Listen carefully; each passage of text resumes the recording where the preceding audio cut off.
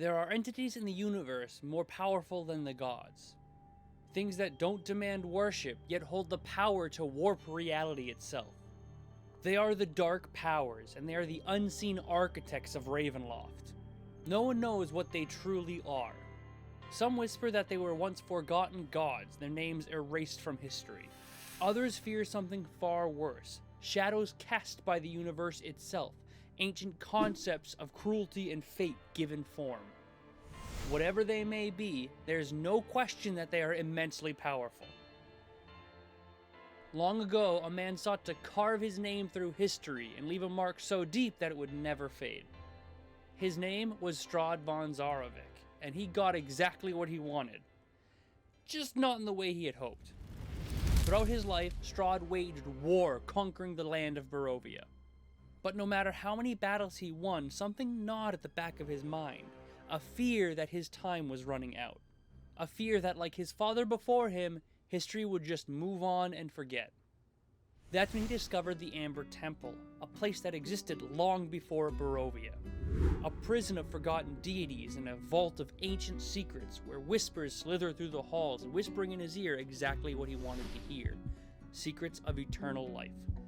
But these powers do not grant gifts, they strike bargains. Strahd accepted their offer, binding him to their will but gaining exactly what he asked for. Immortality, power, and an existence beyond time itself. But in doing so, he sealed his own fate. He was no longer a man, he had become the very first vampire. Kind of. That's a little bit up for debate depending upon what source you're reading, but anyways, it says he became the first vampire. But true power always comes with a price. The dark powers did not just claim Strahd, they claimed Barovia itself. As Strahd took his first breath as an undead, the land twisted around him. The sun grew weak, the skies turned gray, and the mists consumed the land. And like that, Barovia was no longer part of the material plane. It was cast into the Shadowfell as a prison for the Darklord, ruling it never to die and never to leave. But that raises a very good question. Who or what are the dark powers? Ask 10 dungeon masters and you will get 10 different answers. They have no altars, no holy symbols, no names, no origin to speak of.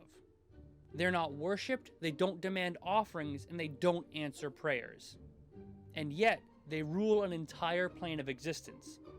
They're the architects of Ravenloft, the unseen forces that shape its domains of dread, selecting the prisoners, crafting their torment, and ensuring that their suffering never ends.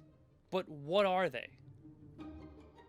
Many have tried to unravel the nature of the dark powers, yet no definitive answer has ever been found. Some believe they are ancient gods, forgotten deities that lost their name and followers to history long ago, leaving behind only the hunger for power and control. Others claim they're not gods, but something far, far worse.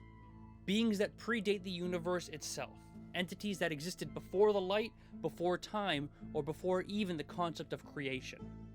And there are those who believe the dark powers are not entities at all, but rather a force.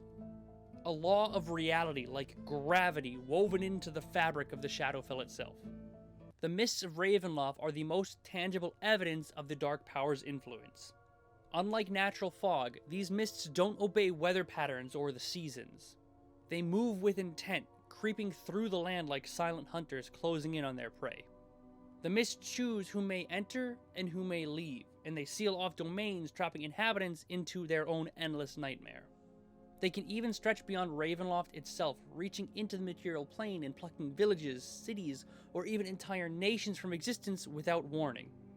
Many believe the mists hunt the wicked, drawing in those who have committed great sins, or that Ravenloft is a prison for monsters in human skin, warlords, murderers, betrayers, or tyrants alike. And while there is some modicum of truth to that, it's not the whole truth. The mists don't seem to discriminate. Innocents vanish just often as villains. Some are guilty of nothing more than wandering a little too far off into the fog, and once claimed, escape is nearly impossible. Some theorize that Ravenloft itself is alive, and that the mists aren't just the dark power's will, but rather the dark power themselves. The plane's consciousness reshaping reality at will. The most infamous victims of the Dark Powers, or the Mists of Barovia, whichever way you want to look at it, are the Darklords. Rulers of their own domains of dread, each trapped in a realm shaped by their own crimes. Each Dark Lord was previously a mortal who had committed some heinous sin or crime, which eventually attracted the gaze of the Dark Powers. Each one was offered a bargain, whether they knew it was a bargain or not, that remains to be seen, but they all got something along the lines of power, dominion, or the fulfillment of their deepest desires. And every single one of them got exactly and more than what they asked for, becoming prisoners in their own domains of dread. But that leads me to my next question. If the Dark Powers are truly unknowable and beyond the reach of mortal minds, then how do they speak to those that they ensnare with their bargains? Where do those whispers come from? Unfortunately, again, the answer is we're not entirely sure, but there is one bit of information that lines up with more than one story. A place where many of their victims had heard the same whispers and made their own bargains. A place that existed before Barovia and predates recorded history. I'm of course speaking about the Amber Temple. The Amber Temple is not a place of worship like you might initially imagine. It was not meant to be a sanctuary for those seeking enlightenment or a shrine for beings that demanded some sort of reverence. It was a prison. A place where things that should not exist were sealed away. The temple predates Barovia, Strahd, and recorded history, keeping its true origins lost to time. But ancient texts point to a secret order of wizards, or keepers of the forgotten knowledge, which built the structure to contain something far worse than mere monsters or basic artifacts. Some believe the temple was constructed to house the remains of dead and forgotten gods. Others believe it was a prison for entities that could unravel the universe itself. But whatever its true purpose may have been, the builders are gone. But the things they locked away in the Amber Temple still remain. The wizards who constructed the temple were no ordinary scholars. They were obsessed with secrets and knowledge, looking to uncover the secrets of the universe. They studied things that most would not even dare to name, gods who should be forgotten to time, or beings who spoke in the language of oblivion. Whatever may be trapped in the Amber Temple were known as Vestiges, and they were dangerous beyond comprehension. To ensure they remained bound, the wizards constructed great amber sarcophagi, each infused with magic designed to hold the essence of a vestige indefinitely. The sarcophagi were impervious to time, immune to decay, and unbreakable by mortal hands. Or at least that was the hope. For centuries, perhaps even millennia, the temple stood, the guardians ensuring that no one would disturb what laid within it. But power is a poison, and even those sworn to protect the temple were not immune to its whispers. The Vestiges whispered to the wizards, offering power, tempting them with secrets beyond mortal understanding. At first, the wizards resisted. Then, one by one, they fell.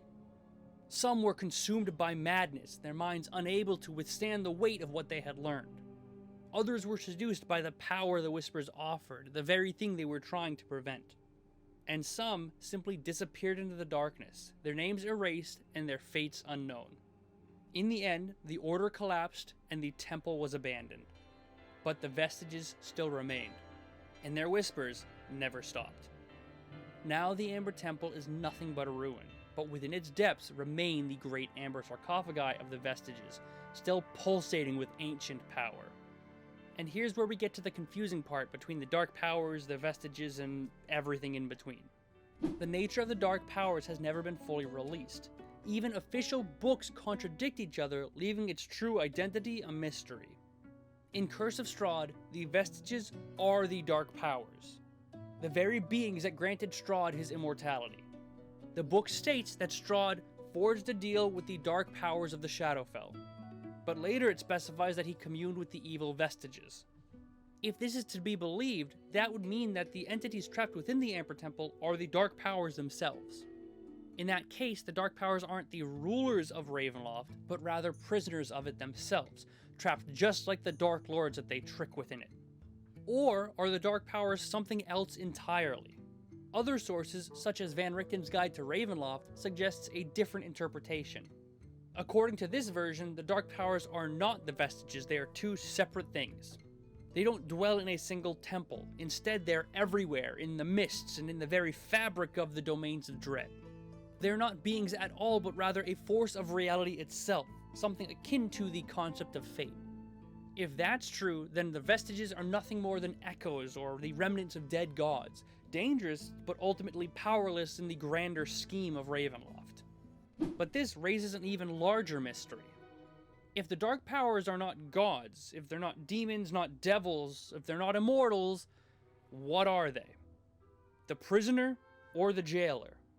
This contradiction between the books leads to one final disturbing question. If the Dark Powers are Vestiges, then something or someone had to imprison them. But if the Dark Powers are something greater and the Vestiges are merely echoes of long-dead deities, then why does the Amber Temple exist at all? Was it truly built to contain the Vestiges? Or was it meant to hide something even more dangerous? A failed attempt to contain the Dark Powers themselves? Unfortunately, there are no answers, only theories. So the next time you need a really fun plot hook with no actual answers yet, just refer back to the Dark Powers, because even Wizards of the Coast doesn't know what the hell's going on with them. But what do you think?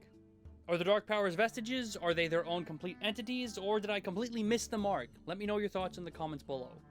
And hey, if you love diving into this strange, unsolved lore of D&D, hit the like and subscribe button below, because this rabbit hole goes a lot deeper than you think. Thank you very much for watching, I hope you enjoyed, and I'll see you next time.